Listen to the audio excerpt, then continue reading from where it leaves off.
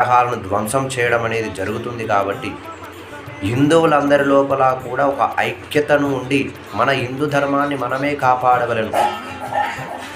రాను రాను ఈ విధంగానే మనం ఎటువంటి చర్యలు తీసుకోకుండా ఎక్కడనో అవుతున్నాయిలే దేవాలయాల ధ్వంసాలు, మాకెందుకులే అని అనుకోవడం వలన ఆ యొక్క ధ్వంసాలు మన చేరువలో కూడా చేరుతున్నాయి. కాబట్టి మన యొక్క దేవాలయాలను రక్షించేటటువంటి బాధ్యత మన యొక్క హిందువులదే. కాబట్టి హిందువులందరూ కూడా ఐక్యతా భావనతో ఉండి ఆ యొక్క ధ్వజాన్ని కట్టుకోవడం వలన ఐక్యతమైనటువంటి భావనను చాటాలి.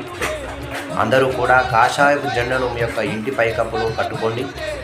పంచాంగ శ్రవణం అనగా పంచాంగాన్ని వినడం, శ్రవణం అనగా వినడం.